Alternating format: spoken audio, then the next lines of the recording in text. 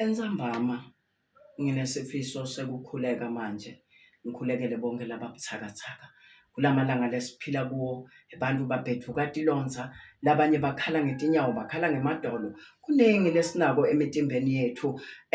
Kule ntsambama ngifisa kukhuleka, ngiphindze ngisho ngithi umkhuleko unamandla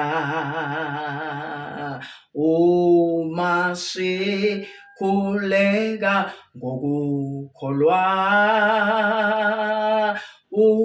uJesu ulalela aphendule imikhuleko lethako ke kuJesu ngomkhuleko.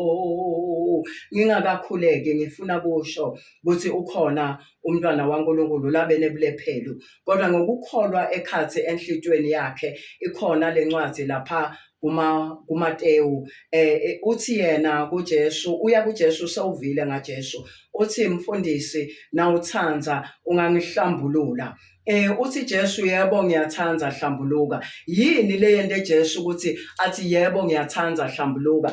Kuthi yena uyakholwa, akambutanga imibuzo. Namhla ngifuna ukukhuleka nebantu baNkulunkulu labahluphekako ngekugula, ngekuhlukahlukana kwetifo kule ntsambama. Babe wethulo sezulwini uNkulunkulu wemusa, babe uthembekile somandla, akekho lofana nawe.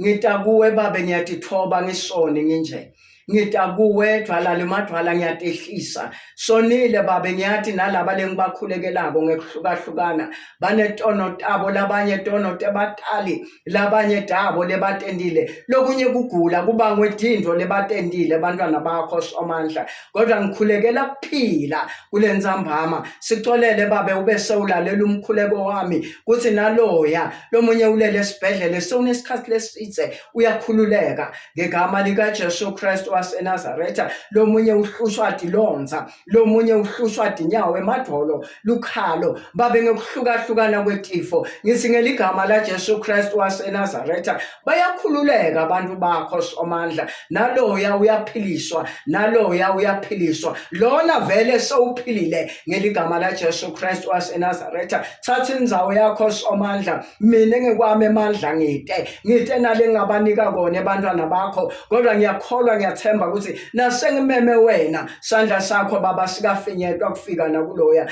Nangu uyaloya uyavuswa, nangu uyaloya uyavuka, nangu uyaloya uyaphiliswa. Lomunye unenkinga akanayo injabulo, uyabuyiselwa injabulo yakhe somandla. Lothembekile loya mndeni uyagula ngoba ude kuthula, kodwa kuthule entsambama kuyalethwa. Thatha indzawo yakho somandla, thina ngekwethu ngeke sakhona, kodwa ngicela kungenelele wena somandla. Akungene wena, wenda umsebenzi kule ntsambama egameni likaJesu Kristu waseNazaretha. Ngiyatithoba babe ngiyehla, phakama ngonyama kaJuda, phakama dwala lemadwala. Ngikwethembile somandla, sewuqalile uyawenda umsebenzi wakho, uyendeka egameni likaJesu Kristu waseNazaretha kuze kube phakade. Amen.